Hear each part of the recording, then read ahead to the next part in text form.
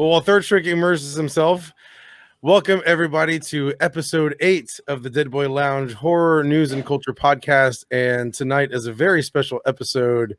We're not doing a movie for the first time. We're actually really leaning hard into the culture side of things. And today we're going to be covering not just a game, but a collection of indie like mini games or demos. We'll get further into the details. But for now, we're going to introduce our very special guest for tonight. Ted, do you mind introducing yourselves to everybody? Yeah, hey, what's up, guys? My name is Ted. I am the editor-in-chief of DreadXP and the executive producer on the DreadX collection. And I don't know, there's a lot of hats that really kind of sewn together to make those two larger hats. But overall, that's kind of a brief overview of what I do, but there's a lot that goes into that. I can only begin to imagine. And this latest project that has just dropped onto the world is a very ambitious endeavor and one that I have been enjoying. I haven't been able to explore all of the games yet, but the ones that I have gotten into, one of them particularly sucked me in so hard that I completely forgot I was supposed to be checking out any other games. So that's good. Which one was it? That was Shatter. Yeah, Shatter by James Ragg, aka Lovely Hellplace. Yeah, that guy's got an amazing artistic style. I really love the stuff he does. He's like one of those guys that was an artist before he was a game dev, and he's really been. It's been cool to see people kind of catch on to his stuff and watch him grow. And I can't announce anything official right now, but I will say you can look forward to seeing more stuff from him on the DreadX and the DreadXP side of things in the future. Nice. Oh, that's awesome. Heck yeah. And there's so much to go over. So we're going to go ahead and fall into the program for tonight. We're going to go ahead and cover the news, get that out of the way. And third, if you're good to go, would you like to lead us off in our first story tonight? I'm good to go. Yeah. Right at the beginning. Heck yeah. So the first news story is exclusive preview of Our Encounters with Evil. In late November, yes, the story is old, but it's new to us. Dark Horse Comics published the original graphic novel Encounters with Evil, Adventures of Professor J.T. Meinhard and his assistant, Mr. Knox. This serves. Oh my God, I totally overlooked that typo. I am so sorry. This serves as a sequel to his acclaimed Mr. Higgins Comes Home, created by legendary comic artist and Hellboy creator Mike Mignola and Warwick Johnson Catwell. Works include Samurai Jack, Quantum Jack, Tank Girl, Helena Crash, and the Art of Wolfenstein 2. Backed by the dauntless vampire hunter Miss Mary Von Sloan, the trio may take on vampires, werewolves, and other horrors that they even find difficult to name or even explain. What's for certain is the strange truths these adventures uncover are seldom what they seem. The hardcover graphic novel will be published by Dark Horse with lettering by Clem Robbins, with cover by Mignola himself, as well as Eisner award-winning colorist Dave Stewart. You can check the full story at Dread Central, and we'll post the link in the chat. Yes, we will, and I'm actually copying that right now. I'm still stuck. Oh God. So yeah, again, that story is some months old, but it was new for me when I stumbled across it, and I'm a fan of Hellboy. I first got introduced to it from the movies, and then I was like, what? This is a comic book? And went back and looked at all that, and the artwork is just so gorgeous. And there's a quick preview there on that link as well, so you can actually check out some of the graphic novel, and it looks really, really good. I mean, it's classic Mignola art style, so if you've read any Hellboy comic book, it'll look very familiar to you. Going into our second story, Horror Pride Month is back at iHorror for the third year this June 1st. iHorror's yearly LGBTQ plus celebration is back for its third installment. Throughout the month, iHorror will have interviews with filmmakers, authors, actors, and more who are working in the genre, as well as spotlighting LGBTQ plus themes throughout the long history of horror. as well as articles about the history of the genre and the role the LGBTQ community has played in shaping what it is today.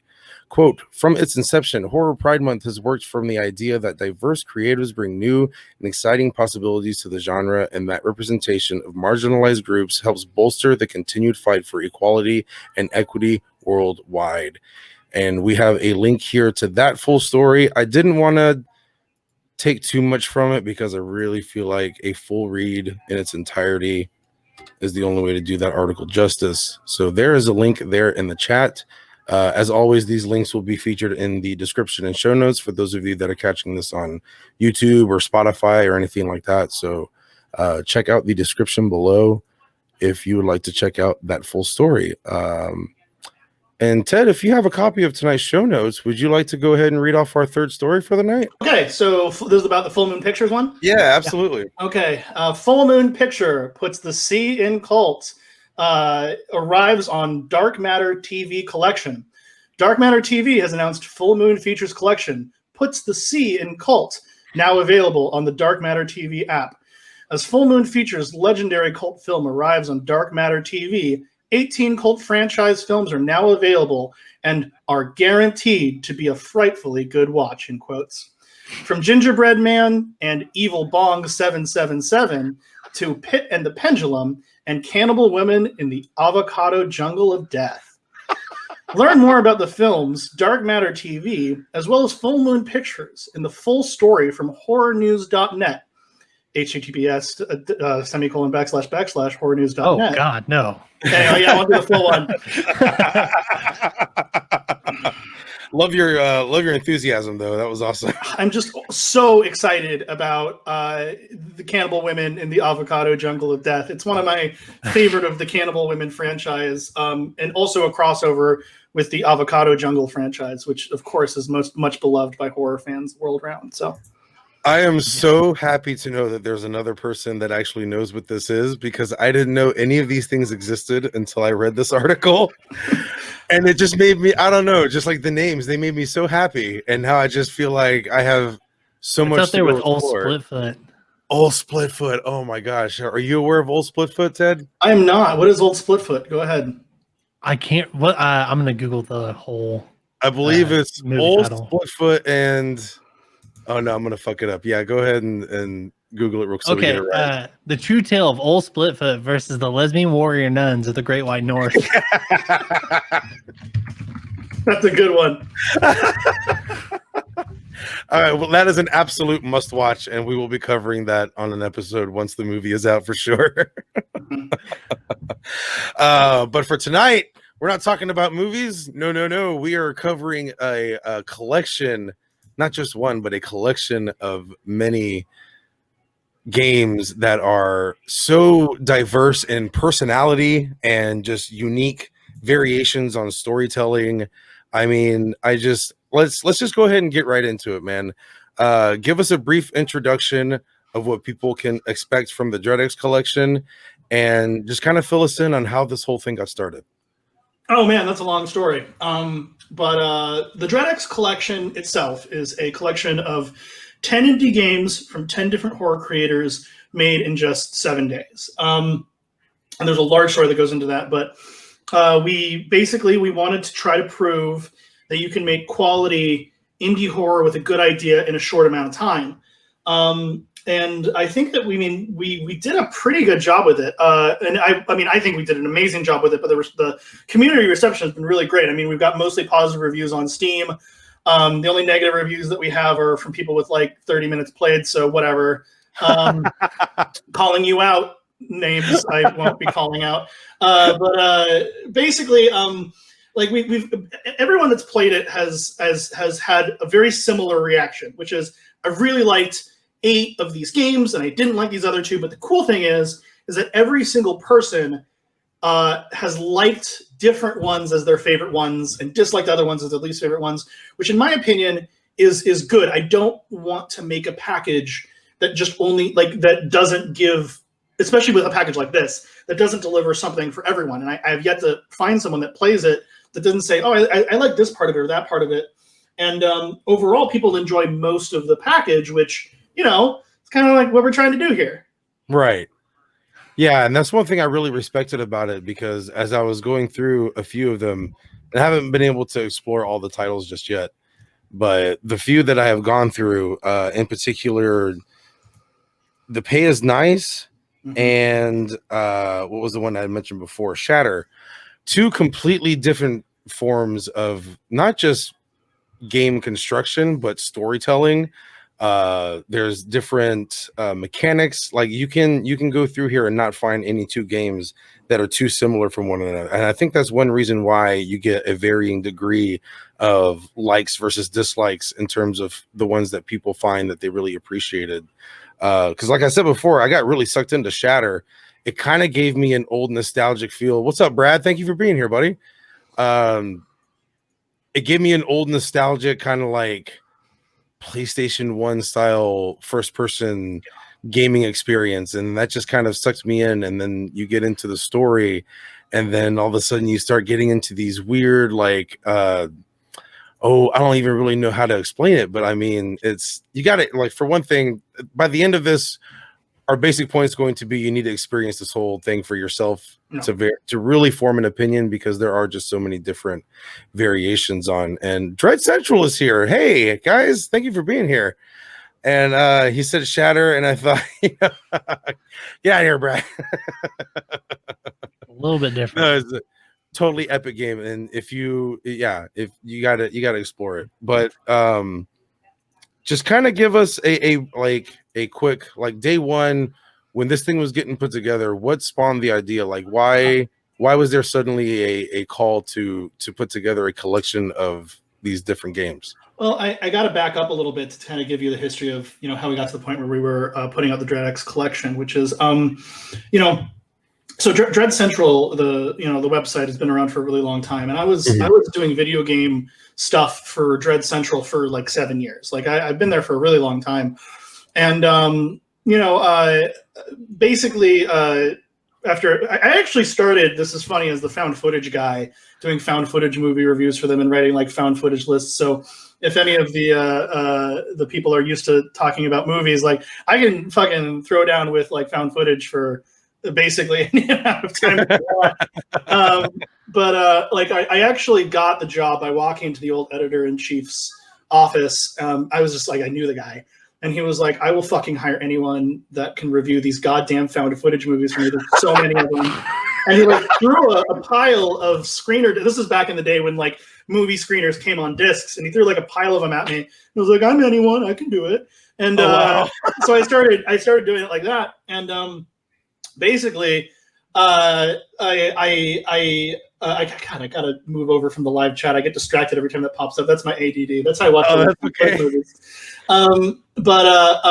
Yeah. So I started with that, and then I moved into video games probably about a year into writing the found footage stuff, because I'd always kind of wanted to do video game coverage over film coverage. Like I love film, and but I've always, like, my real passion has always been games.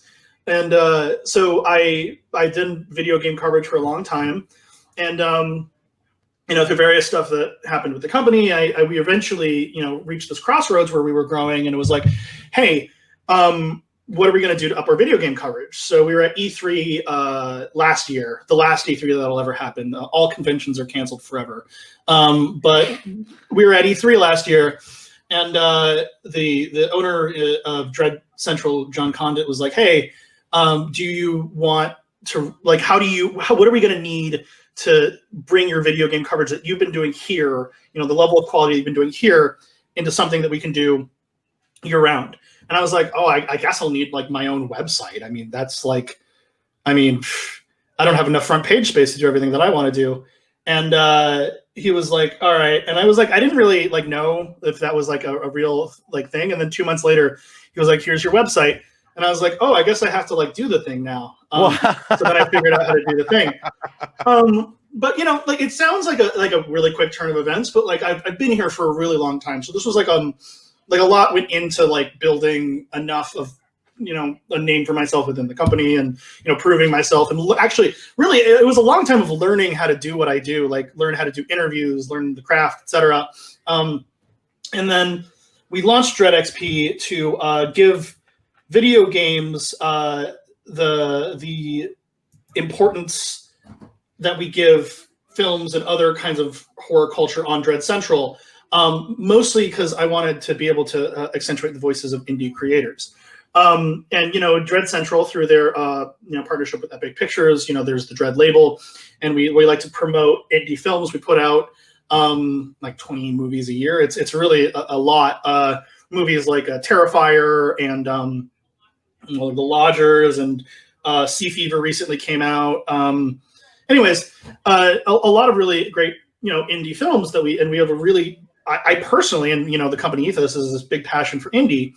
And so we always wanted to make it so that we had the same, that was the end goal of DreadXP, was to like then do the same thing for games and start putting out games.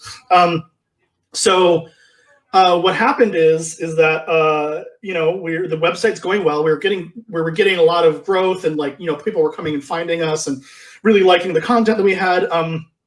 And then I don't know if you noticed, but there's like a plague that happened, and so we were all like, oh, what are we going to do to try to, first off, deliver content to people that are stuck in their homes, but like, what can we do to help creatives and creative people in the meantime? And I was like, I got it. We're going to put a game out where we, you know, we'll talk to 10 different indie creators and do some kind of game jam kind of thing. And they were like, cool, do you have 10 creators in mind? And I was like, absolutely.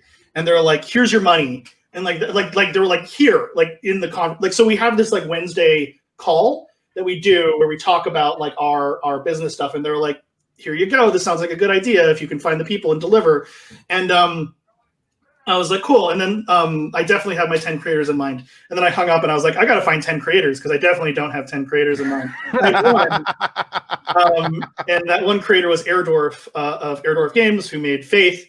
And I was like, let me give him a call. So I called him and I was like, hey, you know how you mentioned that you wanted to like make this thing, had this idea for making this thing. And like he wanted to do, he always said he wanted to work on his own version of PT. And I was like, I got money for it. And he was like, really? And I was like, yeah. He's like, we talked about that like 3 days ago. I was like, I don't know. I guess I worked fast, I guess. And anyways, so then all of a sudden I had to find 9 other creators. And I was kind of like going through my Rolodex of contacts and like one at a time, just putting this crew together that really turned out to be amazing. You know, we have Kyle Frost, who goes by the Classified X, or Malik, which is just his name backwards and everyone can't figure it out. But, you know, I met him at PAX South. He was showing off SCP Blackout.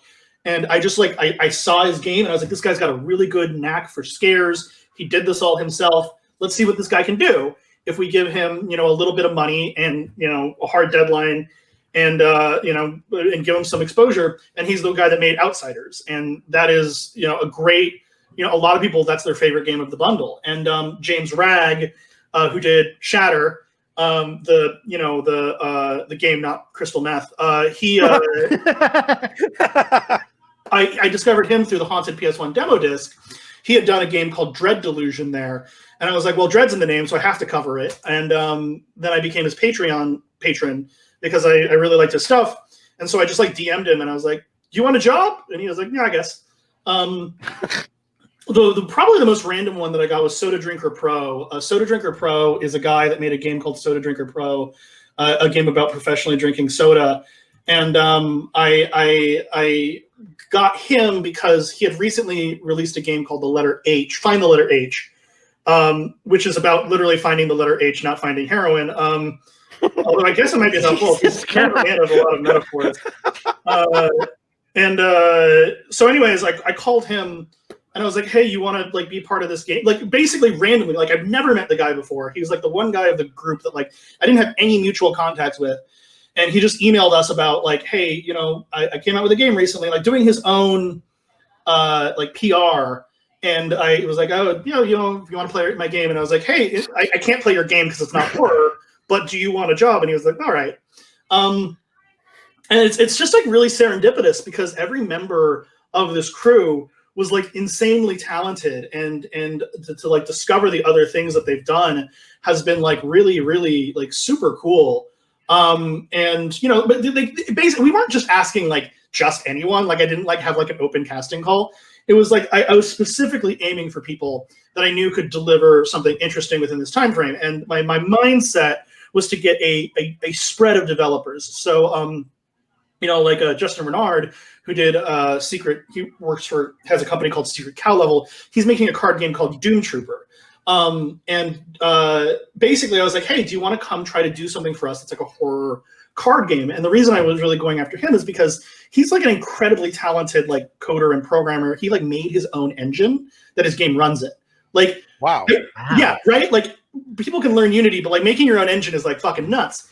And it worked like, so I invited him to make a card game, and he made a Don't Go Out, which is in the DreadX collection, is like a tactics card game RPG thing hybrid. And then like after I had hired him, say again. It's like the 8-bit that's got the cards at the bottom, right? Yeah. That's his. And I learned after the fact, like, game was done. We were going like slanting into release, and I was doing like giveaways to try to promote each creator. So I was like, oh, what's something this creator has done that we can do a giveaway for to help promote the game? And I go into him. Apparently, he like worked on Fallout New Vegas and like created the survival mode for that and the ammo crafting system, and he was like nominated for a BAFTA for it. And I was like, bro, you didn't lead with that when you were like trying to pitch to like get work is like, you know, right? Yeah, right. And so anyways, I was just like, this is super cool. And what else was I gonna say about that? Yeah, so just like serendipitously, so I took a swig of my smoothie, which is why it sounds like I'm chewing carrots, because I am. Nice. But yeah, so like everyone within the group was like incredibly talented, and you know, we got some really, really sweet games. I didn't even mention like the bigger names, like, you know, David Szymanski, who's you know known for Dusk. He made the Pony Factory for us, and it's like it was just really, really cool to get this group of creatives together. And I can't remember what the question was because I've been talking for like 20 minutes straight, but I think I answered it. Well, I feel like you answered about 4 or 5 of any that I had in mind, and I actually don't apologize for that in any way, shape, or form, because I am just relishing in everything that you have to say, because this is an unprecedented undertaking, and it may not seem like much, but I mean, can people really count on even one hand how many times a collection like this has been put together by a group of people that have basically just, from what I can tell, a love for making video games? Yeah, so, you know, here's the interesting thing about the collection, right? Is that you have a lot of other anthology format things that exist, like films, and in horror specifically, like VHS, Southbound, Three Extremes, Trilogy of Terror, and then the show format, you know, Creep Show and Tales from the Crypt. There are all these horror anthology projects that are super well loved, and then there's VHS Viral, but whatever. There's all these anthology films that are really, really good, but in games that doesn't really exist. Like games are an inherently collaborative process because, you know, a studio makes games, but you don't really have anthology games. But that's the thing, is that it's not like there's not opportunities to make anthologies, because there are game jams. The problem with game jams is that, first off, it's usually a pretty short period of time, like 3 days. Secondly, you usually can't really get paid for the work. And the third big problem is that they're competitive.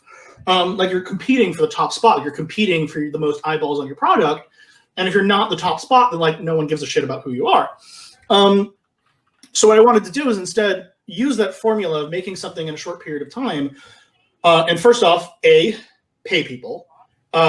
B, give them a little bit more time, and C, make it so that it wasn't like they were at each other's throats. So it's like, basically, everyone got paid up front, everyone gets the same amount of money, and everyone gets the same split of the back end. So there's no like profit incentive to like beat other people at like marketing, advertising, whatever. Basically, like that was the idea. And then everyone kind of is in a Discord server together, and they communicate about, you know, what they're doing, but there's no forced communication. Like, basically it's all up to the creators to collaborate. And they've really, you know, they've taken advantage of that, because if you give people who are like-minded and similarly passionate a forum to speak and then let them do so, they generally do. And so it was just really cool to see all these ideas that I had about horror. All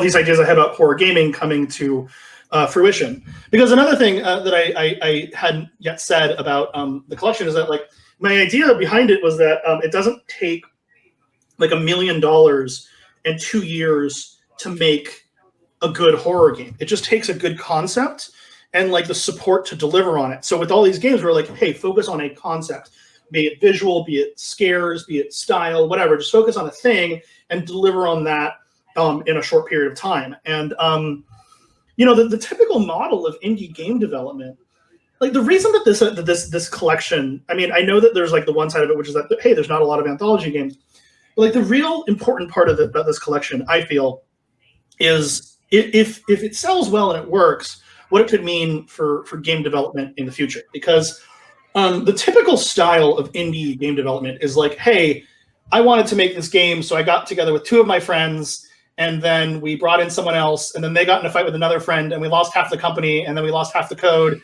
and then we worked on this thing for 7 years, and I had to like move in with my dad and sell my car, and then I released it, and no one noticed because at the end of the day we didn't have budget for any marketing, and then maybe 2 years later PewDiePie plays it, and like, oh man, now I have money, but like now I have another job, and now I can't make another game, and that's the life of an indie dev. I don't think that that's like a healthy way to like make games. So Right. the idea is instead of having people burn out, sell all their worldly possessions, is instead give them a short deliverable time frame to work on this, and pay them, and then if this works, do it again, and then do it again, and then do it again, and like change we're not putting in 5 years for a potential big payday. We're putting in a week, and if it doesn't work, then like, hey, everyone still got paid. It's okay.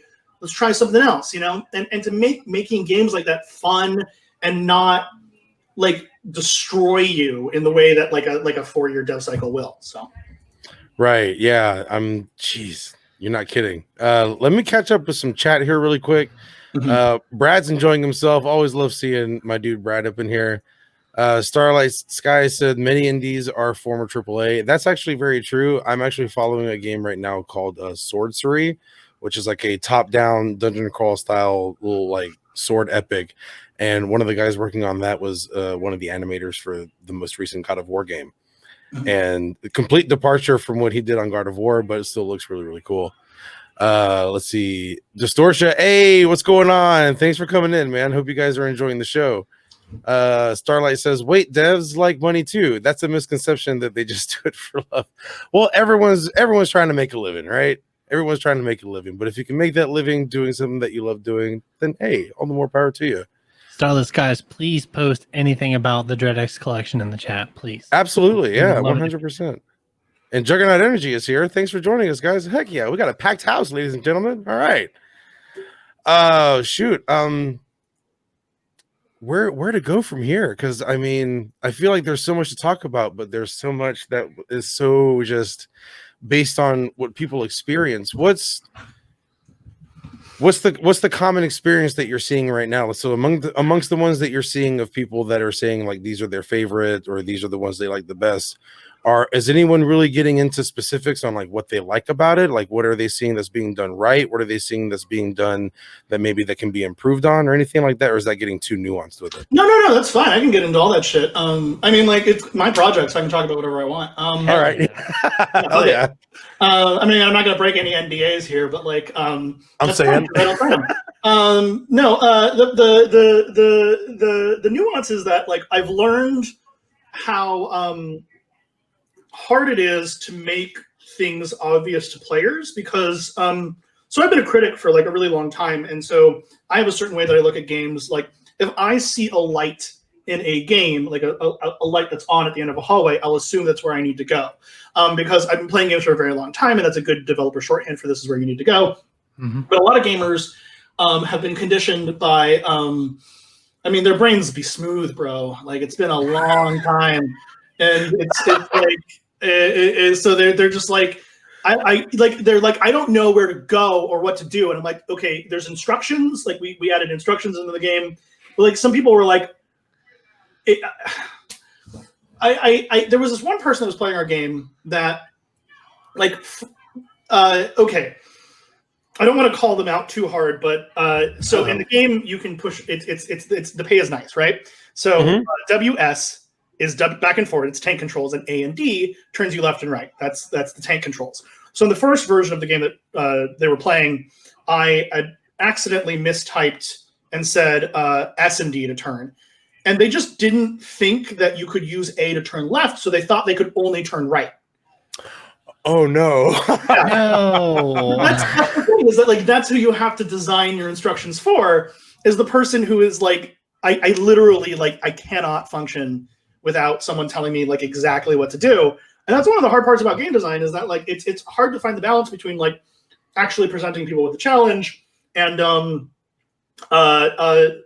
people getting pissed off. Because like a streamer that like plays, like I would say that our game is like relatively difficult for some of our games are relatively difficult for streamers to play, because like Carthank, which is the one with the laser skeletons.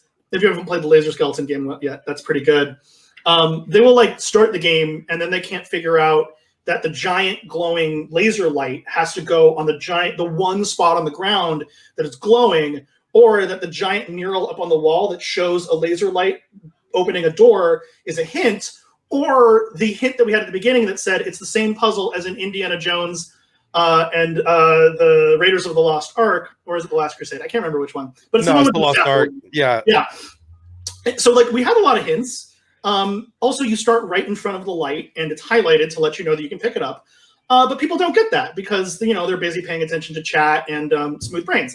So it's hard for them to like figure out certain things, and then they'll just like take out the camera and start taking pictures of everything, and because there's a camera in the game.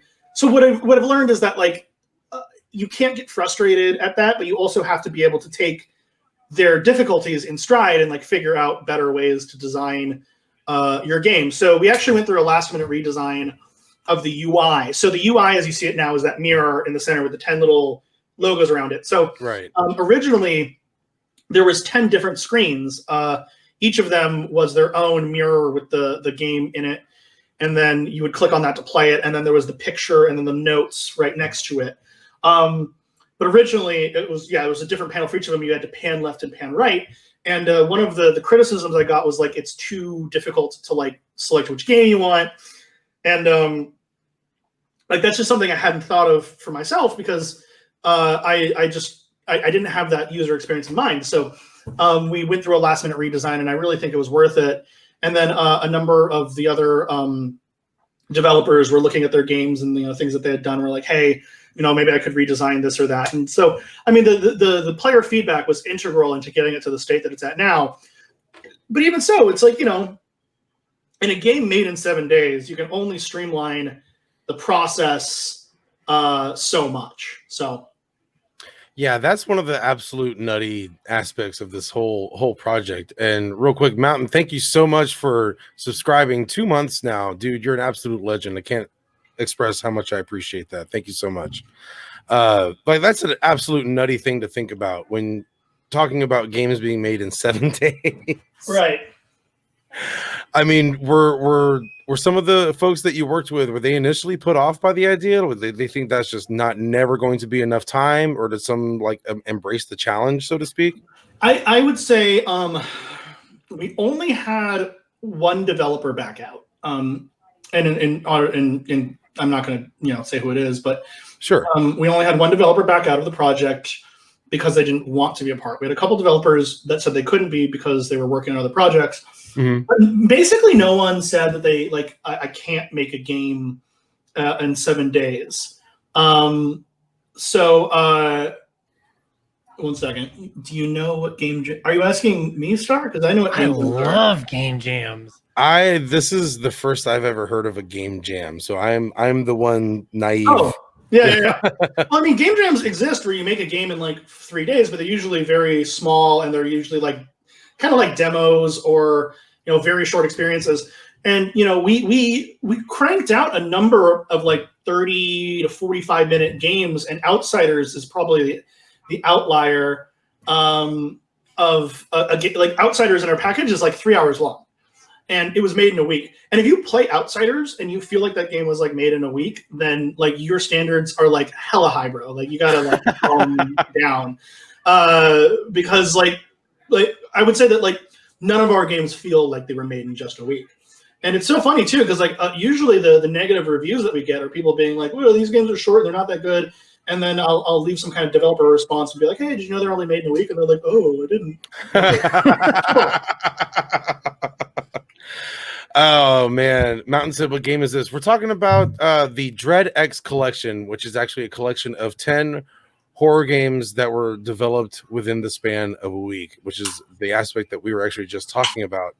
Nice. It's dude, right? Like you often hear, and this is again, we're talking about way like games that are taking place in like much bigger worlds and bigger the development stages, but you hear stories of where games are like taking the devs are working 50, 60, 80, 100-hour weeks to crunch these things out, and then here's like a collection of 10 that were all made in a week. Like the numbers are staggering, and when you think about them like on paper, it just looks like an absolute insanity. Yeah, I mean, and the funny thing is that so when we first did it, like I went to my financiers and was like, okay, so we're gonna reach out to these 10 devs and we're gonna get like, 10 devs, and we're gonna get like 5 games out of it because like half of them are like gonna fail to deliver or something. And everyone delivered like in the time frame. And like I said, it's crazy the level of quality that we got. And I really think that has to go to, and by the way, I had that sentiment of we'll get 10 devs and 5 will deliver before I had the whole team together. Because once I saw the team that we had gathered, I was like, oh, these guys are going to make something really cool. But, there is this nervous point where, people are working on their stuff and you're not sure how the final product is going to look. And the thing about a game that's still in development is that until those final touches are put on and like everything is like wrapped up, it looks very disjointed and it's like hard to see the big picture until the big picture is presented to you. So, for my side of the management stuff and being the executive producer on the project, I just kind of gave everyone the free rein to I trusted that they would know what they're doing. And mostly just, my role was to try to support them in whatever way that I could. Yeah. I would have to imagine that like micromanaging something like that would be like you'd lose your mind. Plus, you'd probably kill the creativity. Yeah.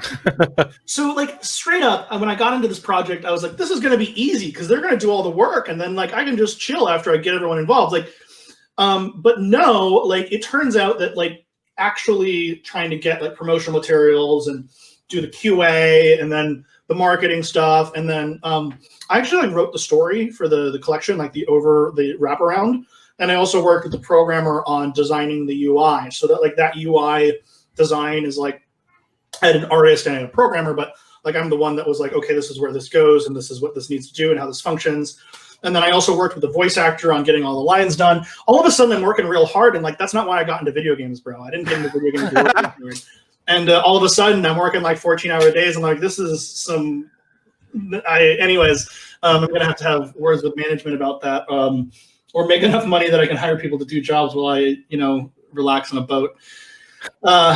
We haven't made boat money with this yet, but the plan is to make boat money. That's the overall dream. Everyone needs to make boat money. That's the plan. I love the descriptor. Yeah, boat money. I think that sums it up just nicely. Oh yeah. Because you got to have real money to be able to waste on a boat. Because that's just like a basic, like a floating bonfire for money. That's what I've always heard. People like boats are just a hole for money. Yeah, no, exactly. Yeah. I want to like be the level of rich where I can have hobbies that other people find like alienating. Like, oh, I'm into sailboating. I took part in the Bermuda race where we go from Trinidad to whatever in only 3 weeks. And it's like, oh my God, like rich, that sounds like real. I don't know. I don't know. I don't think I ever want to be that snooty. I don't think I have it in me. Because I make way too many dick jokes, and that's not cool in polite society. Fuck them. Anyways. Fuck them, right, yeah. Love your mentality, yeah. Well, like, So what I was saying about the production of this project is, it was a lot of work for way more work than I thought it would be, which is fine, because like I think that a lot of horror fans in general dream of creating their own product, and they have kind of illusions as to how that will go and like what it is actually like to work in game design. But to actually do it was it was a sobering experience, and it was also like it was a lot of work, but to prove to myself that I could do it was one of the best feelings I have ever had in my whole life. Like seeing my game launch, like it didn't sink it. Like, so I pushed on Steam, right? Which I first off never fucking knew how to work the Steam backend before this, so that's something I had to learn. Oh wow, yeah. I know how to put achievements into games now. Who knew? Anyways, like, so in the Steam backend, like I'm looking at like our promotional, like I getting everything ready. They have a checklist. A lot of it's automated. Getting the screenshots uploaded. They're very specific. Like if screenshots are a pixel off, they like will not be able to launch your game, because it's basically a big automated factory at this point, which like not throwing shade is just kind of like how it works. And so I was getting everything ready and like had the description done and was like, and like there was a certain point where I'm thinking like, shouldn't someone be stopping me? Like I don't know what I'm doing. Like I'm just like putting files on the internet onto a major, like the biggest storefront, writing words, and they're like, yeah, those are fine words. Those can go on the internet for everyone to see to sell a product for dollars. And I was like, what? No one is stopping me from doing this. And then it was like, okay, and then like I had to get things like you basically have to get your build approved. And when I went to get my build approved, which there's a funny story behind that I'll say in a minute. And then it was like, okay, you're good to go. Now all you have to do to launch is like push this launch button. And I swear I stared at that launch button for like the next 3 days being like, do I push it? Like, oh my God, I can just push this and then my game is live. And then like I had given the game to a couple streamers and we were going to launch it at 6 a.m. But then some of the Vine Sauce people were playing it for like, there's like 300 people watching. And I was like, okay, I'm just going to launch it right now so that people can buy it. And I did. And it didn't sink in until like 2 days that like all of a sudden, like I have a published game. And it's like, I don't know, it's still kind of sinking in. And I think that for anyone that is like a lover of like games and wants to make their own game, like I didn't know what I was doing, right? Like I contacted 10 developers and I was like, I have money. And they're like, I like that for sure. And I was like, I'll try to do other stuff good. And they're like, this is okay, you're fine. And and then I did it. And like now I like my story is out there. Like I wrote those notes and the intro and the outro. Like I wrote in the secret ending, which you guys haven't gotten yet, but there's a secret ending, guys. No, not yet. Yeah. Like I wrote that. And all of a sudden the things I wrote was just like there in the wild. And people could judge it. And they did. And they liked it. And it was like all this, like every single person that's a creative that like writes has a fear, an innate fear. And you guys are online. You'll know what I'm talking about. That you're going to put something out there and people will just fucking hate it. And that you'll be like all those fears that you had that you're going to just be a failure are just like, well, I guess my dad was right. I'm a piece of shit. Like that's what's going to happen. Like everyone fears that. And to put it out there and then some people did hate it and then other people liked it. Like we had the someone play the game, and they listened to the intro, and there were a couple different comments. One of them was like, "Wow, that intro really hit me. I felt this before," and I was like, "Oh shit." Another one was like, "Great voice acting in the intro. Oh, good shit. The writing is really good. Good shit." The next comment was like, "This is the cuckest shit I've ever seen in my life. Cringe fest." And I was like, and immediately being confronted with that was freeing, because like you fear the criticism, but when it happens, you're like, fuck that guy, and then you move on with your life. And that's the process. Is like we fear our failure more than the actual criticism hurts us. And Oh. that has been my experience with this project, is that, you know, like I know it's not perfect, and I try to look at every criticism and say, hey, how can we fold this into making our game better? And that's hard sometimes, because it is difficult to take an honest look at, like, you know, what you did right and what you did wrong. But it's like the next step of your life is being able to do that, and that's a good thing. And it's like, and I don't know, like me personally, the last few years of my life have been like full of radical changes, because you know, I was I mean, I'm not going to talk too much about it, but I was you know, engaged, and then I wasn't, because I'm a piece of shit. Well, I was a piece of shit. I'm less of a piece of shit now. But so I joined the AmeriCorps, which is like stateside Peace Corps, and I went to Phoenix for 2 years, and worked in inner city education and then heat relief for the homeless. And like basically what happened is she left me because I was worthless. And I was a puddle of whiskey on the couch for like weeks. And my buddy comes in the room and he's like, hey, do you want to like move to Phoenix and like join stateside Peace Corps, which is, you know, the AmeriCorps? And I was like, whatever. And then I did it. And that was probably the best decision I've ever made, because like I had no direction. I didn't know what I was fucking doing. I'd been writing for this website for a long time and I loved it, but I didn't like know like what the fuck I was doing. So I went to join the AmeriCorps, and it was like, and it really kicked my ass. And during that time, I also I got sober.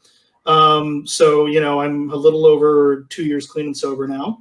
Awesome. Congratulations. Yeah. No, thank you. Appreciate it. But like, and I don't share that to like try to flex. Like, look at me. I like did charity work and like got sober. But like, I didn't.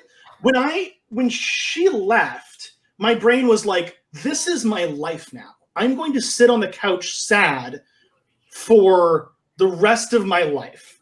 You know, like that was who I thought I was then. Like I couldn't sleep in my room anymore, because that's where we slept. You know, I was that level of like sad, and like it sucks to talk about, but you know, whatever. And I just moved to Phoenix. I had never thought in my life I'd fucking move to Phoenix. And then I did the AmeriCorps, and I never thought in my life I'd do that. But basically, I was this Berkeley liberal, and I had done all this activism before, but I've never was like, I had never actually like put my well, not never, but like I wanted to put my opinions to action. And then like when I was doing that, I was like, I need to stop drinking like a bottle of whiskey and 3 42-ounce bottles of Steel Reserve every day. Oh like, my God, Steel Reserve. Dude, rough. I was like waking up next to dumpsters, and it was like because I couldn't make it into the dumpster to pass out. Like that was like where I was at in my life. So anyways, and so I was like, well, this is kind of, you know, hard to function in society being this person. So I got sober, and you know, that was like one of the hardest things I've ever done in my life. And then I got really into, you know, that community and stuff. And that became my calling for a minute there. And so I was doing the AmeriCorps thing, and I was still doing E3 and journalism like on the side and stuff, because I loved it. Mm-hmm. And so I went to E3 and I got the job, and I went to E3 and they offered me the website, and I started working on the website 2 days after my AmeriCorps contract ended. So I kind of just jumped from one thing into the other, and like that is like, if I'm going to talk about like what this process has been like, I wouldn't be able to do this now unless I learned how to roll with the punches that I had for the last, you know, 3 years of getting my ass kicked, you know, like, and that's, and it, like, when you wake up next to a dumpster because you got too drunk to like, I remember trying to open my, like, I woke up in the bar parking lot. This wasn't next to a dumpster. This was just like on the pavement. And I was trying to open my car door with my house key, because I was like too fucked up to realize what keys were. And then like which luckily I couldn't figure it out because at the time I thought I was sober, but I clearly wasn't because I was trying to open my car with my house key. Yeah, right. And it was like kind of that next day you wake up and you think you're sober and it takes you a minute to realize you're probably, still drunk. Yeah. And we've all been there. When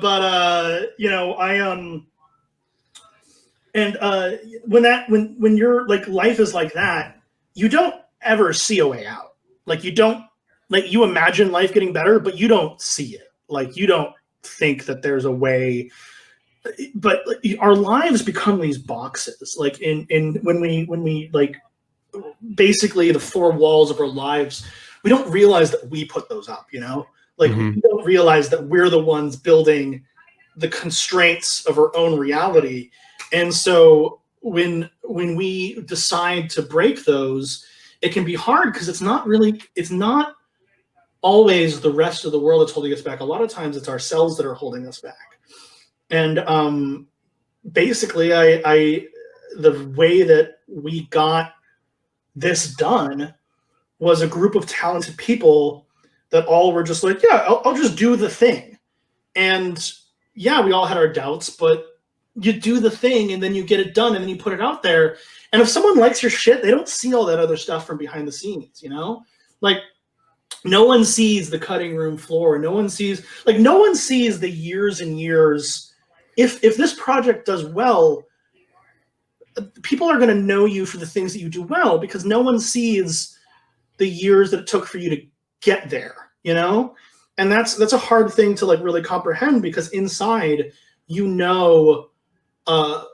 who you are, like, your history, right? Like I can't forget the shit that I've like been through and done and like seen and like, like I, in being in recovery for being sober, like I have friends that didn't make it, like that's just like the life of a sober person is that like you have friends that do not make it and they're not here anymore.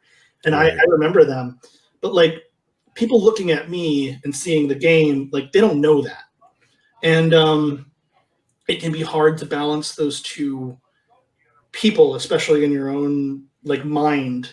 But I think that just to be afraid of that is, I guess the only point I have is really don't let anyone that's listening, anyone that like wants to create something, don't let yourself hold yourself back. Cause you don't know where it's going to take you. Like I didn't think that me moving to Phoenix would lead to me now making a video game, but it did. So just embrace the struggle and embrace the things that you're doing, embrace the uncertainty, and just go like lean in and let yourself see where it all takes you. I mean, I guess that's kind of how we got here. What you're saying is don't let your dreams be dreams. Do not let your dreams be dreams. Thank you. I like that. Do it. Love it. Do it. He was right. I mean, he's not wrong. No, like the message was there. Just the delivery was a little something else. Off the wall. Yeah. That's actually how I talk in my day-to-day life. Is I'm just like flexing like that the whole time. Like while I'm doing a pod, I'm just like Hulk Hogan ripping my shirt and being like, "Oh yeah, brother!" Like I love it. Oh my god. I love it. Friend, please. Let's catch up with chat really quick. Let's see. I'm going to Malik. Okay, yeah, I wanted to make sure I didn't screw that up.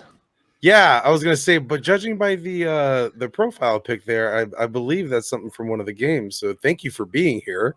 Mm-hmm. Super cool to have you in the chat. Let's see. Yeah, Rip in Heaven E3. Yeah, I know, right? Going up. Cool to have Starlight Skies here as well. Looks like they are involved with. Yeah, Sky is doing. She is involved in the project as Sky. What is your actual official title? That's what I was like. She put that Sky, in here, and now I can't put a title on it because now I can't keep one way up or down from the chat. This is what it's like. Communications director. That's a Yeah, close. there we go. Okay. And every purchase, there's $2 going to charity. I didn't know about that. That's super cool. Yeah, $2 every purchase goes to Doctors Without Borders. So, Hell That's yeah. really awesome. Hell yeah. How did that get started? Like I said, I was in the AmeriCorps for a couple of years, and Right. We made the decision that if we have a platform with this game that might possibly do well, we should try to do a little bit of good with that. And so, for this first one, we were like, let's do, and we picked a charity, which was Doctors Without Borders, because at the time of the inception of the package, the biggest thing affecting the world was, COVID. The lockdown of COVID was just starting. Mm-hmm. And so we had made that decision, and that was actually worked into the contract for the game before, things got really, really serious. So, it was just always something that was in our mind. That's awesome. Yeah, I'm glad that to see a company do that and to have that presence of mind already going into it. Like, if this thing does really well, let's use that to actually do some good in the world. So applause all the way around. I think that's an awesome mission. Yeah, thank you. Passion project, you're giving back. God, how big is your dick?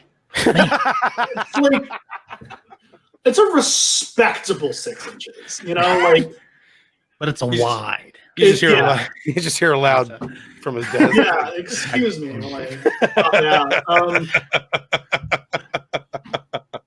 I was trying to think about what the internet average standard is, and then not boasting, because you're pretty thick, bro.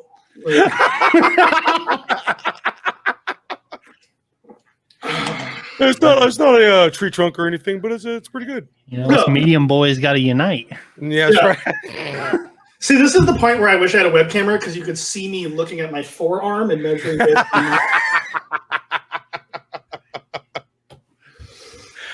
Oh man, I feel like we can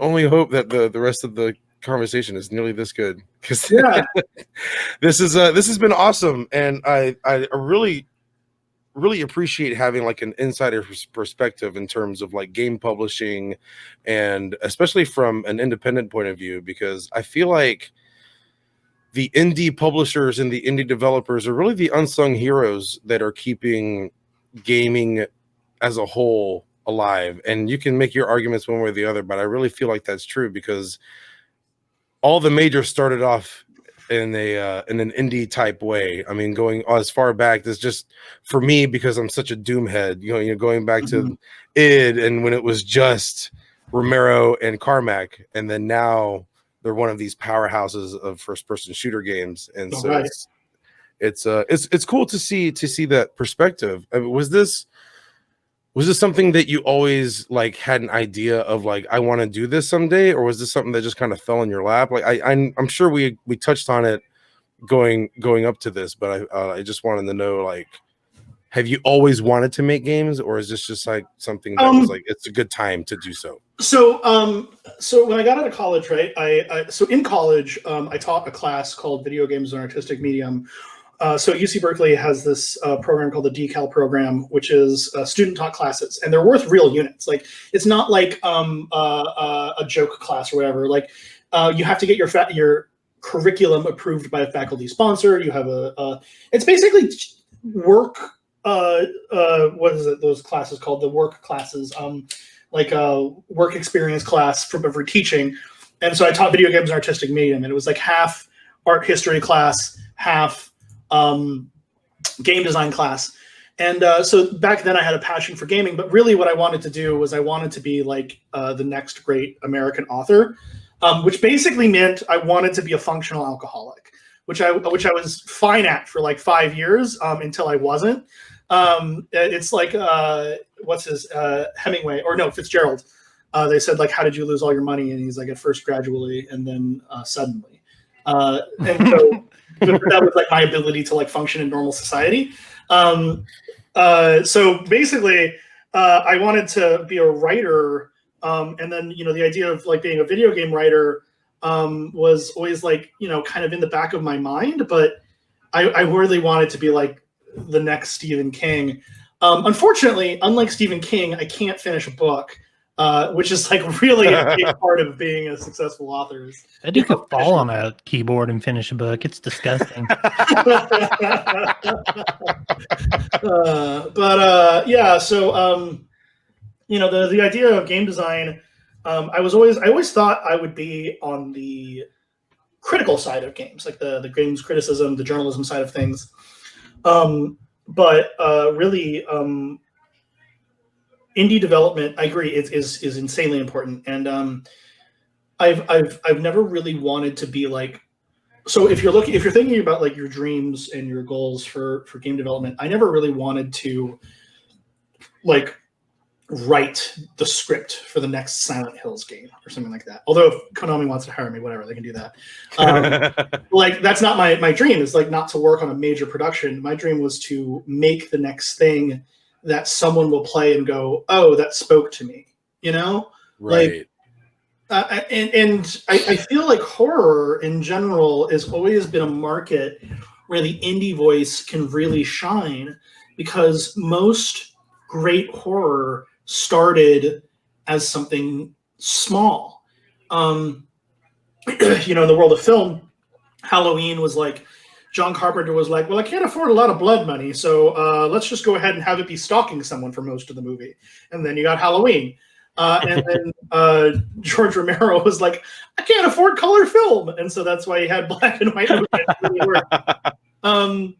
There's so much horror out there that had really humble origins. Like Paranormal Activity was just like Oren Peli being like, I got a camera in a house, let's do it. And that was it. And like, that's how you got Paranormal Activity. We talked about that movie once. It was nuts, the budget they got versus how much money they made back. Oh my God. Oh yeah. I think so it says online that the budget for Paranormal Activity, I think, was $100,000, but that is with marketing costs included. The original budget was like $10,000. What the heck? Right. Yeah. And he just made like all the money, and that's great. Good for him. And then in the world of gaming, a lot of horror games like started off as more experimental. So you had the Slender Man craze. That was Slender the 8 Pages. Oh yeah. Yeah, and then Five Nights at Freddy's was like Scott Cawthon just doing this like little experimental thing. He made the game, I think, in like 6 months, maybe 9 months, but pretty short period of time, and all of a sudden it just makes all this money. Bendy and the Ink Machine was a pretty small production when it started, but there's all these games that started small. And so for when we were talking about what we wanted to do for our contribution to the indie horror market. Sorry, not the indie horror market, but the horror market in general. We were like, let's do something like indie, and then actually try to like not really hedge our bets, but spread out the amount of people that we are like giving platforms and voices to. So instead of putting $10,000 into one project for like a couple months, we were like, let's instead spread that out and pay everyone equitably the amount that we give them for a longer period of time, but in a shorter period of time, see what they come up with. So that was the plan, and it worked, and it's great, and you should buy it. It's only $7. Why not? Yeah, only $7 and $2 goes to charity. I mean, it's amazing. Absolutely. I think people aren't expecting like as actually how much time they'll get out of it, because like it's about a 10-hour experience. And then you know a guy who would only buy a game if he could get $1 an hour out of it. Mm-hmm. Weird anecdote. And then there's the secret story, which no one's known as far as I know has figured out all the secret story yet. So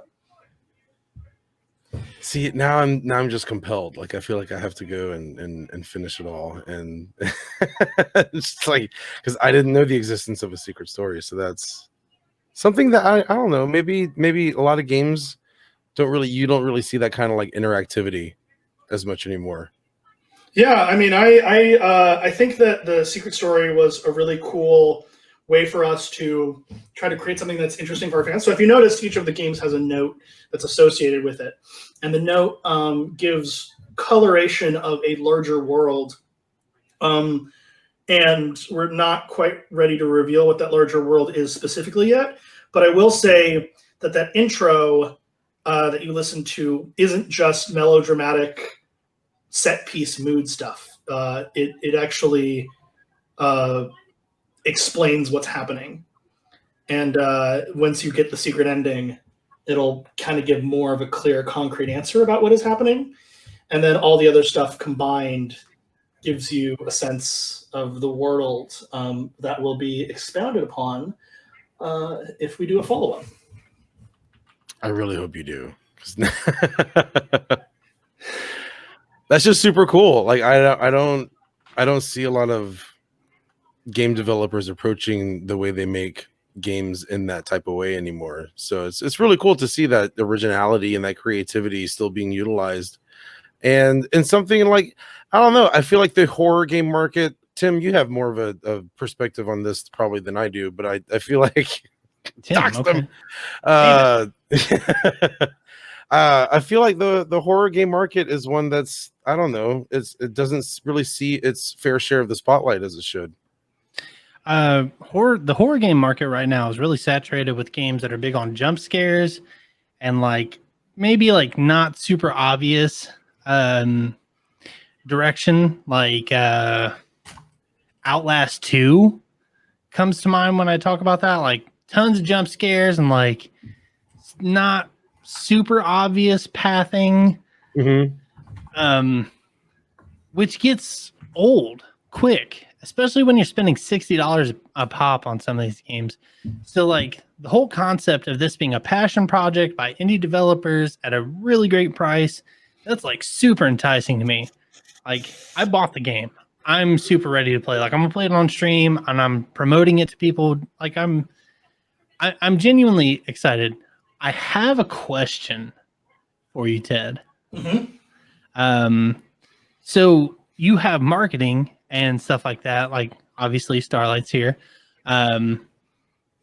Is there anyone you reached out to play the game who like make a YouTube video or, you know, play the game on whatever content platform they create on that surprised you? Like had anyone agreed to play it that surprised you? Agreed to play it that surprised me? Yeah, there were a couple that agreed to play it that surprised me. But so my experience overall with dealing with streamers has been like very, very positive. So the what happened is that we released the game last Tuesday, and then unfortunately, a lot of events have happened in the meantime that have made it inappropriate to promote the game in a super heavy fashion.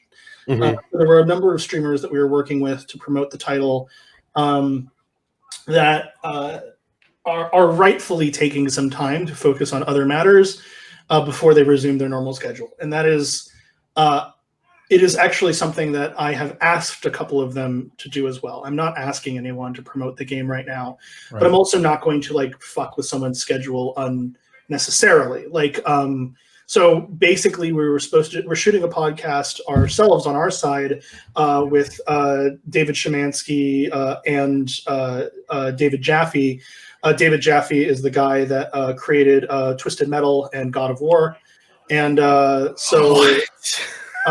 yeah, he's a really, really great guy. Really like him. But we made the decision to put off the production of that podcast. And it's really not something that I feel like is something that like we should shout from the mountaintop, like, oh, look at how good we are for doing this. That just seems like what, given the current situation, was appropriate for us and our platform to do. And that was our choice as a company. And you know, that was, and I'm happy we did it. But so reaching out to streamers, first off, very interesting. It's very hard to do for some of them because some of them have, I mean, like we didn't reach out to Ninja because first off, Ninja doesn't play our type of games. And also what does one even reach out to Ninja? Right. We had one Twitch streamer, XQC, play our game briefly for like an hour, but it just wasn't really. How do I want to say this? His chat is very rapid and very meme heavy, and our games sometimes require a little bit of contemplation and a little bit of like assistance sometimes. Yeah. And so it's not the best avenue for that kind of a game, something that's a little bit slower. Like you can't play Shatter in front of 33,000 people that are showing the paypays. Hard to do because the game is a little bit slower. And but I really appreciate him taking the time to play it. It's really, really cool. And throwing absolutely zero shade. It's just but I've found that the game is really, really cool to watch with someone that has 600 viewers or something like that, where it's not too inundated, that there is some ability to deal with the audience, and then dropping into chat and being like, hey, I'm glad you like the game, here's 5 codes, and then them giving it to their audience. That's been a really, really great experience. But what's really surprised me, so to actually answer your question, is the like I was saying before, is the different games that different people like, because we've had a ton of variety of different streamers playing it, and they all like different games, which was just so cool to see that. That's awesome, man. Hell yeah. I like that, the fact that you're getting a varied response, because I feel like that's very it's very in line with the fact that there's such a variety of different styles of games that are available in this collection. So like you said, you don't want to hit the mark with everybody. Everyone is going to have something they like and something they dislike. Jesus. But overall, I think that's something that, as diverse as this collection is, that's probably the best that you can ask for. Yeah, I agree. I think that you're not going to have. Okay, so if you have a game where literally everyone is praising it, I don't think you've made a game that's controversial enough. Because something like Undertale, fantastic fucking game, but there's going to be people on that are like, boring, lame, no guns. And if you're not eliciting strong emotions, it's just, oh, you guys should talk about the different kinds of games. Well, let me tell you about all the different types of games available in the DreadX collection. Yes, please. Yeah. Well, like I said, we have with the Pay As Nice is this card tactics game. Not the Pay As Nice. Don't go out. Pay As Nice is a tank controls kind of more narrative style game. We have the Pony Factory, which is a shooter. We have Shatter, which is kind of more of a, I wouldn't say it's a walking simulator. It's a immersive narrative experience. I can agree with that. We have Outsiders, which is a haunted house simulator. We have Mr. Bucket Told Me To, which is a survival game with and yeah. And then which was great. Car Think, which is a first-person platform with laser skeletons, which is great. All of the games are great, so I need to stop following up with which is great. Torble Duke made Hand of Doom. Hand of Doom is a old-school spellcasting simulator, kind of like an old RPG. Yeah. Airdorf made Summer Night, which is a an old Tiger Electronic style game. I'm trying to see if I forgot anyone. It is my collection, so I should fucking know. Every time I retweet everyone, I'll get to 9 names. I'm like, who's the one fucking name I'm forgetting? It's a different person every time. And it's just my brain can only hold 9 names. I'm sorry. It's then we have Shatter. Rotgut, right. Rotgut is the game by Soda Drinker Pro, and it is an experience. It is a game where you walk down a train tunnel looking at graffiti, and spooky things happen. But that's the one that that's most divisive. People either love it or they fucking hate it. Mm-hmm. People are 0 out of 10, this is the shittiest fucking thing. But then again, if you play Soda Drinker Pro, the game Soda Drinker Pro, you're like, hey, I can kind of get what he's going for. And here's what'll happen. I tell you, every time someone plays Rotgut, you'll have they'll play it, and then they'll message me and they'll be like, I didn't really get it. What am I supposed to do? And weird. And I'm like, yep, it's a little bit weird. And then 3 days later, they'll message me back and they're like, I think I get it. I'm like, have you been thinking about this game this whole time? And they're like, I can't stop. And like that's good. I'm glad. And like I didn't hire him to make. I didn't hire Soda Drinker Pro to make generic spooky game 5. I hired Soda Drinker Pro to make a Soda Drinker Pro game, and he did. And by the way, his name is Will Brierly, not Soda Drinker Pro. Like I know his fucking name. Like I know the people that like I work with. I know their names. So, but oh, is that a cat or is it? A dog?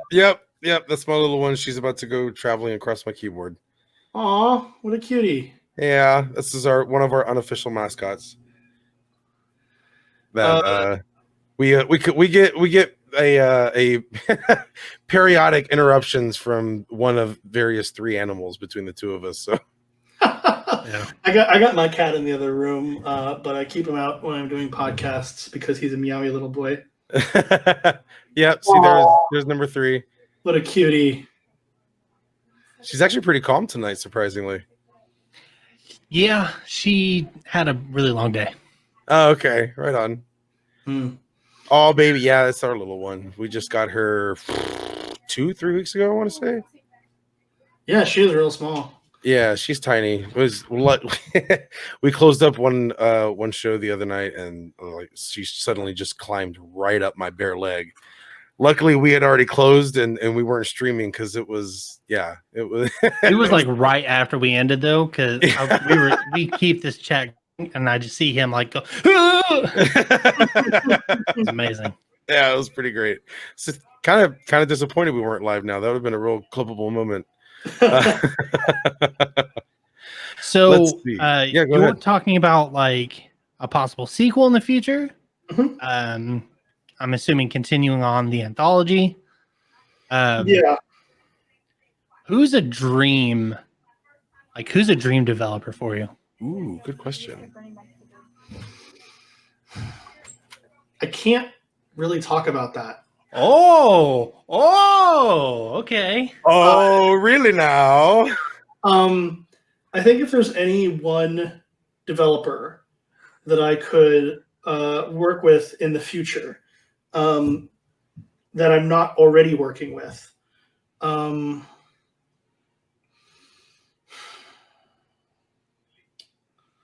me think about that for a second. Yeah, you gave him a loaded question there, Third. No, it's fine. It's just the thing is that's been so cool about this is I had an idea of what my reach would be for this project with the first one, and I found out it was. Like I got developers I thought were outside of my like range, like getting Eridorf, getting, David Szymanski, getting, Kyle, getting James, like these people that like I thought were really, really great is like, wow, I thought this person was outside of my range.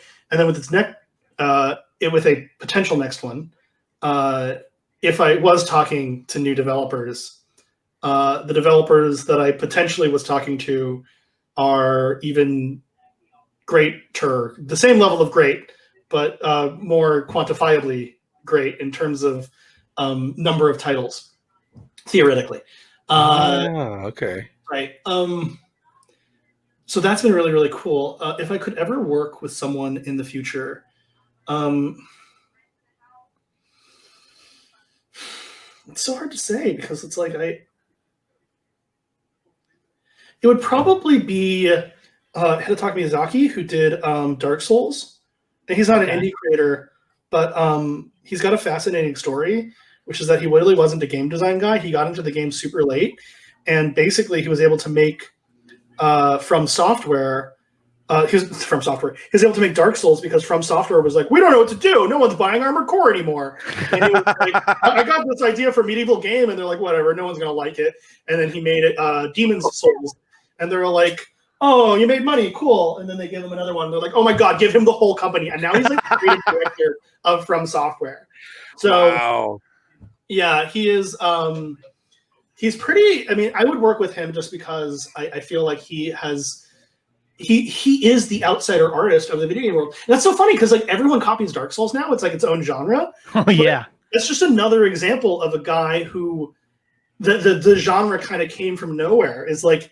He made Demon's Souls and it did really well, and no one thought it would do well. Like his company, like there was a 5th zone in Demon's Souls he wasn't able to finish because they showed off the game at various different conventions, and people got smashed in the first Shadow Tower in Kingsfield. Kingsfield, by the way, it's a very, very different kind of game. I will argue about that. But the basically,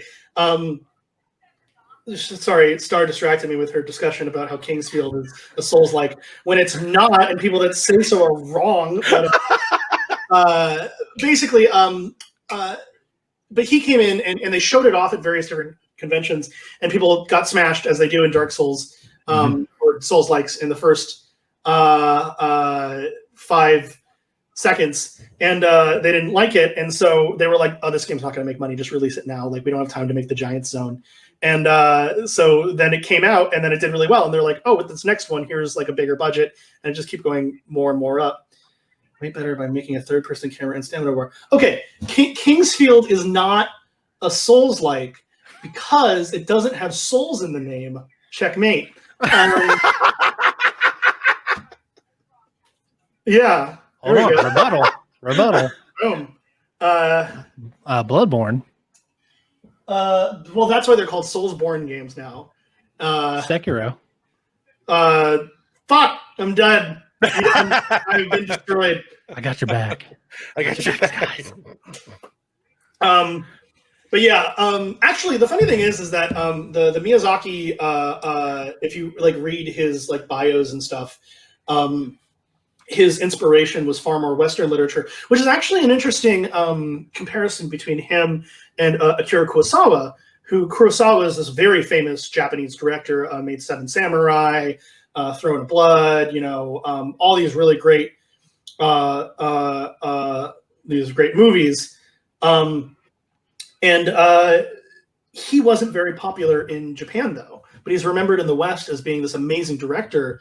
And that's because his style of directing and his style of storytelling was far more resonant in a Western audience. And I would find that interesting to think about is like the games that sell gangbusters in different places and like the different cultures that go into like what the kind of games they buy. There's a really great, I can't remember where I read it, but there was a great article a while back about Metal Gear Solid 3.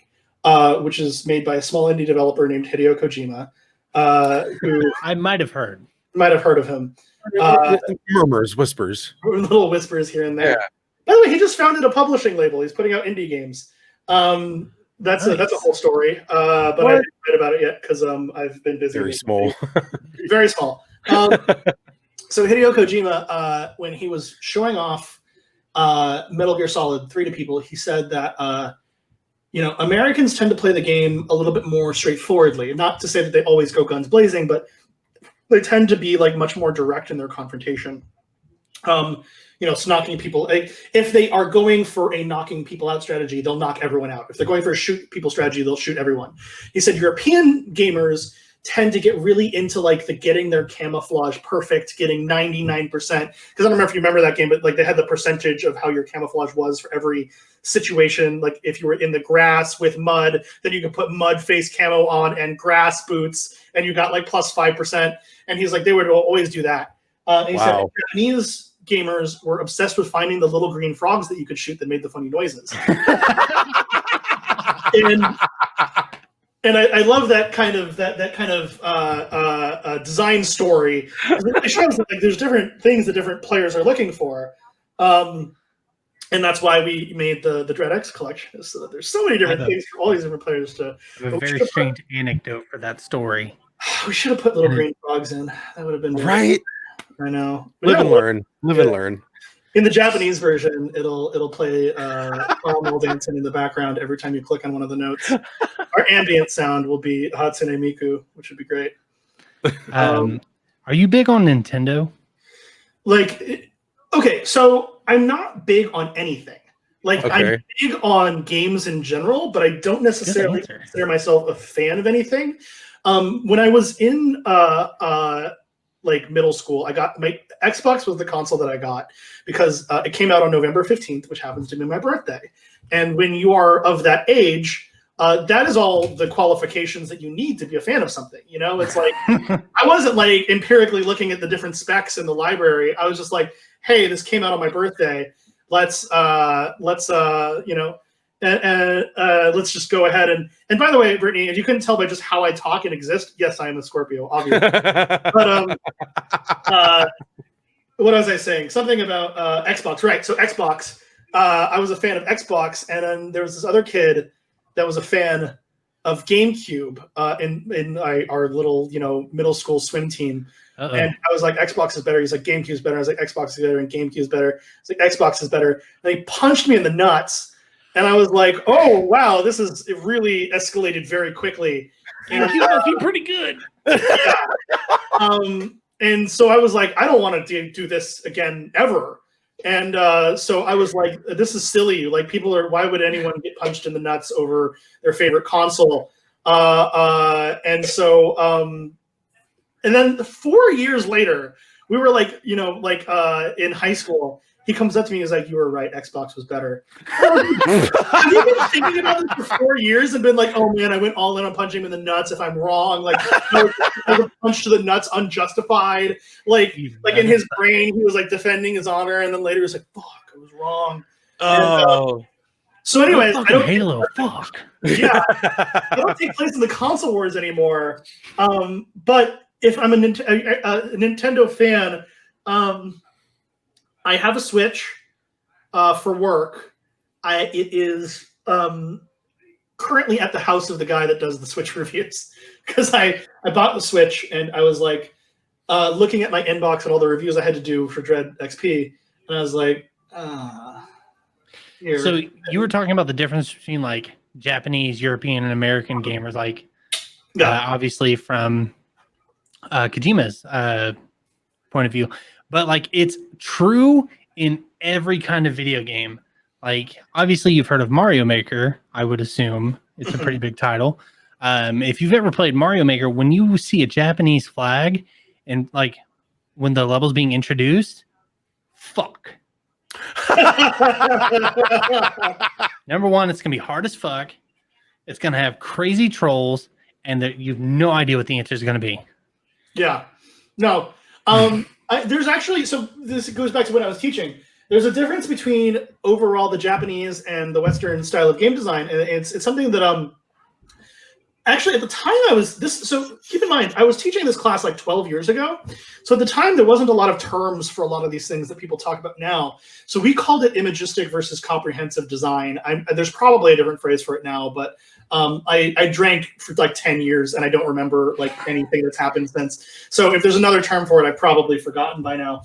But imagistic versus comprehensive design was like, okay, comprehensive design is like Gears of War.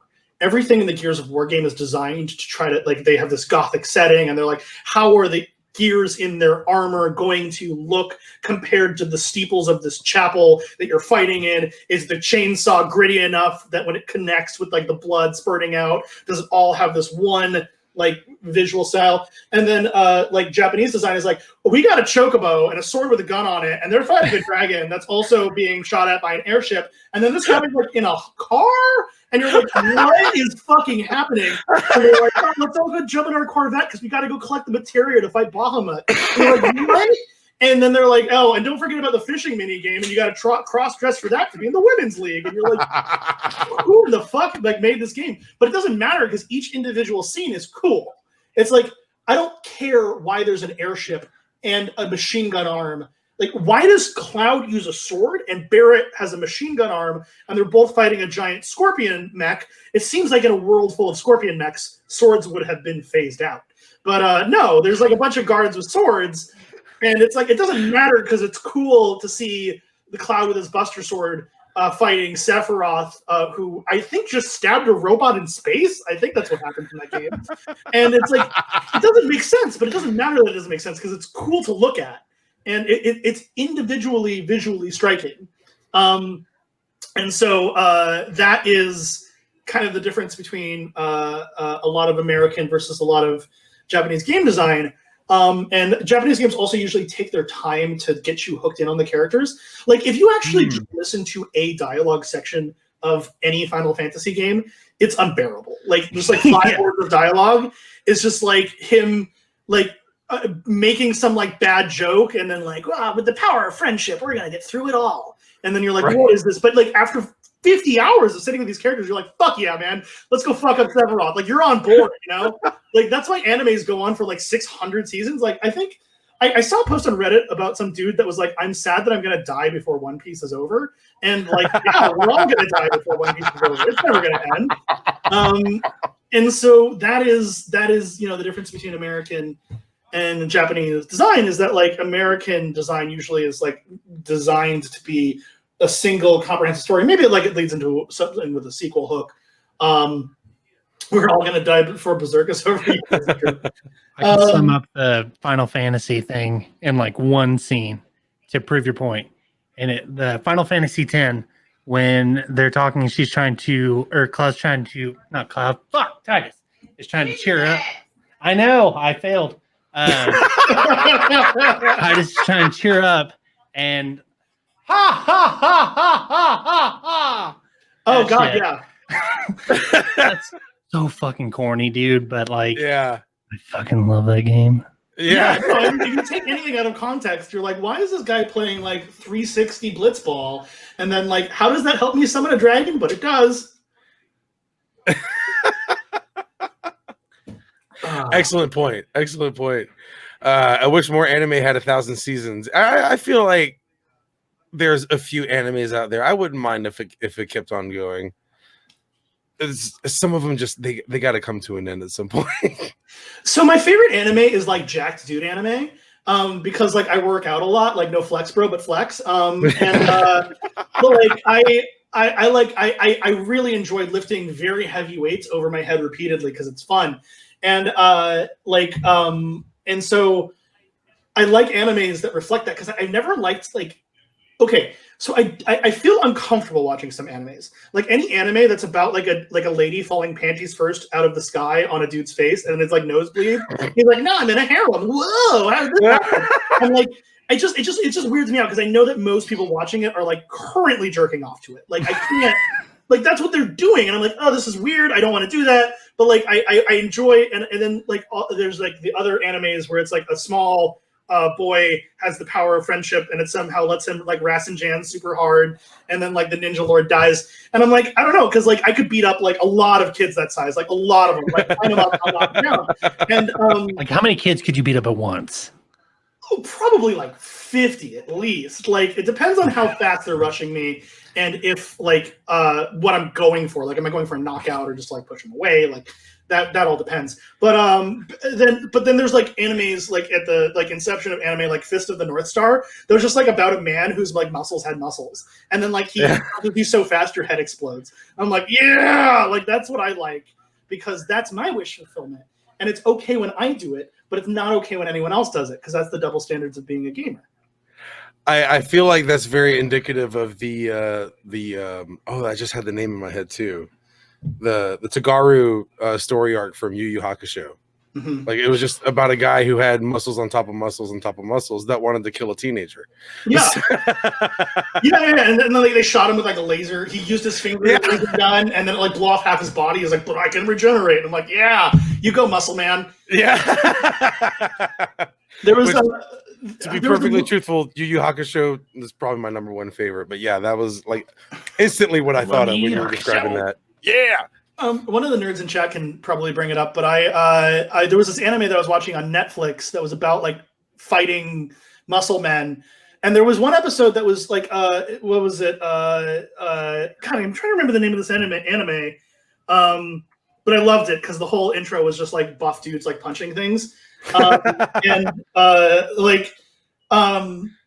so one episode was about this dude that was like a Yakuza guy, but he was like good Yakuza because it's anime and that exists.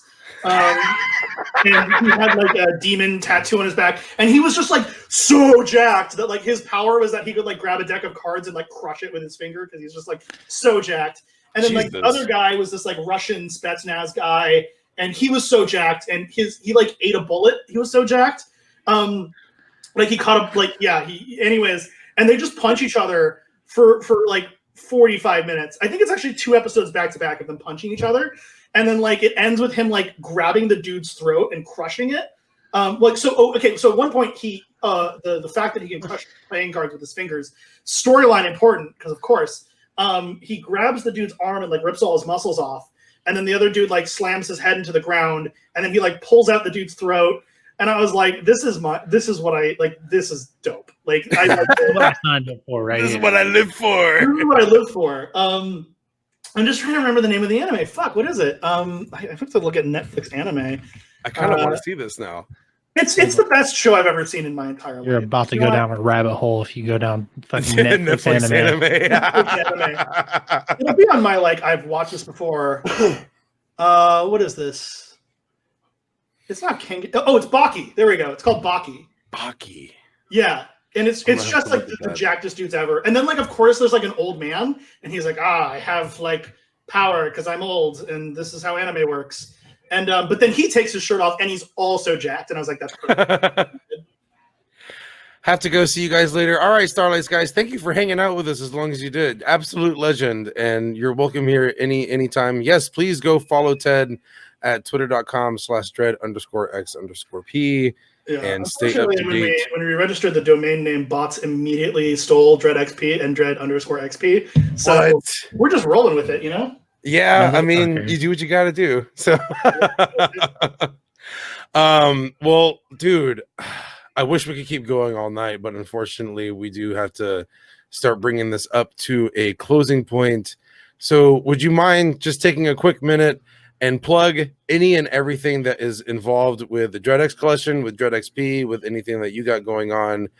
Give it out there to the good people so that they can follow you, stay up to date, and all that good stuff. So everyone that wants to know more about the DreadX collection can go to Steam for the DreadX collection. The game is going to be launching on Twitch soon, but as I said, itch.io soon. But as I said, we pushed that back a little bit because of the current events. We thought it was really inappropriate right now to be pushing a new launch of a product and be like, go here to check it out when things are going on. So we're going to wait a little bit before the itch release comes out. But you can go to Steam and find the DreadX collection there. Really great mix of developers. And, if you want to find out more about the news side of things, some of our reviews, our editorials, go to DreadXP. Unfortunately, the past couple of weeks, the editorials have been a little bit less because I've been working on the game release, but there's still a lot of really great content there. You definitely want to check it out. And then what else am I pitching? Follow us on Twitter, Dread_X_P. A lot of great developers. Oh, and if you liked it, if you like the game, if you buy the game and you like it, or if you host a podcast that interviews Ted and you like the game, go on Steam and review it because it really does help. Every Steam review matters.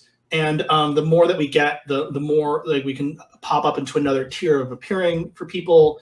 And that's really important. So, and I would just say we have a Discord that's going to be coming soon, a public Discord. And we are also pivoting a little bit the purpose of the site to be specifically about indie stuff. So if you love indie horror, if you want to hang out with developers and be able to pick their brains and figure all this, and then if you're a streamer and you want to be able to say, hey, come onto my stream and talk about your game to the audience that we have, you can drop in and see who might want to be doing that. I love working with creators. I love working with content creators. And I love indie games. So just that'll be going up pretty soon.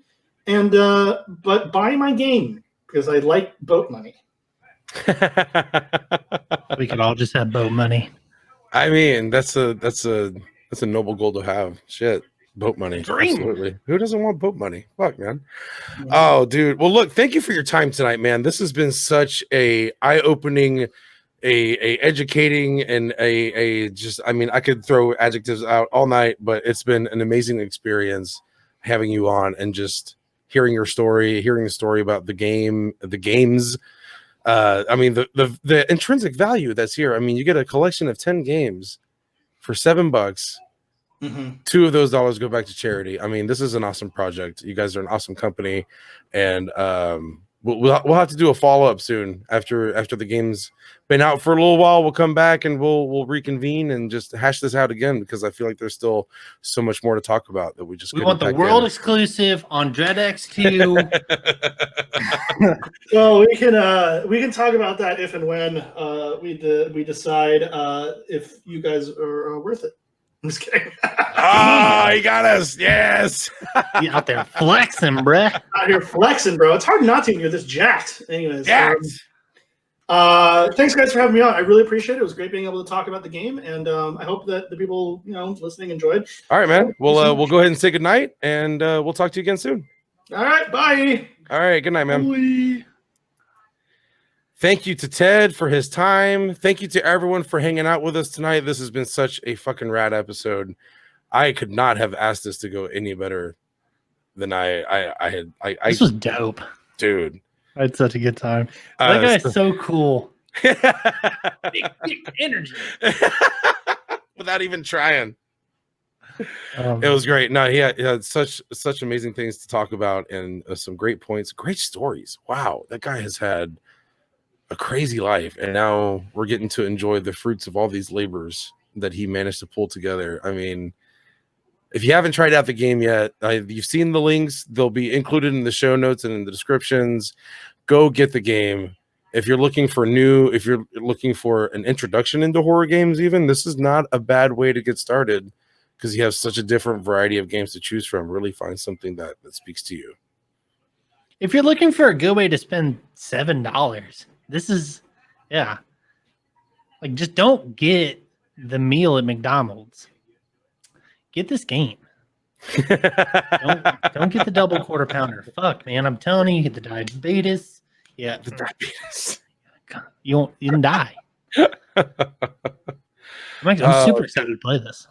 Oh yeah, absolutely. Like I haven't even touched, I think, half the games yet, and I'm already hooked in on like 2 or 3 of them. But what about the nuggies? I mean, oh, they got rid of the $1 menu, so you can't get the 6-piece for $1 anymore. what? Fuck it, I'm going to Wendy's. Yeah, go to Burger King, bro. Go to Wendy's still has Wendy's. $1 menu, don't they? Still, yeah, and they have spicy nuggies. Yeah, but the spicy nuggies at Burger King, I'm telling you, the spicy ones. Go get them. Honey mustard. It'll change your life. Look at me. Do I look like I look like I know what good nuggies are? I'll give it a try. I'll give it a shot. I'll take your word for it. The endorsement like that, I can't argue. So Right. Oh man. Hey, did we ever decide what we're doing next week? no, we haven't. I've been so wrapped up into combing through these games.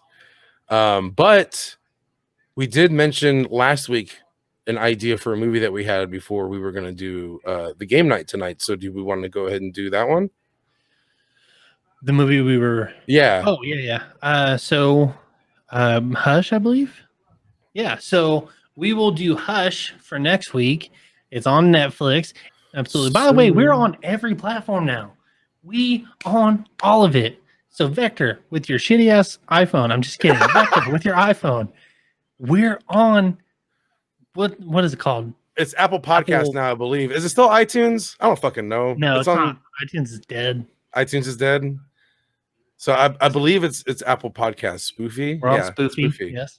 We're on Spoofy. We're on Apple Podcast now. So with that being said, thank you all for your time tonight. Thank you for watching and listening. Again, be sure to follow us on Twitter and Instagram at Dead Boy Lounge. Catch the podcast wherever you catch your podcast, be it Spotify, Google Play, Apple Podcasts, and consider leaving us a follow, subscription, and please rate and review so that others can find the show. Like, comment, subscribe. Like, comment, and subscribe. Would you like to leave the people with a nugget of wisdom? Burger King is the hidden gem of nuggies. There you have it. All right, guys, we will see you all next week. Watch out for the announcement for the watch party if you want to come check out the movie with us. Thank you for watching and listening. Take care of yourselves. Take care of each other.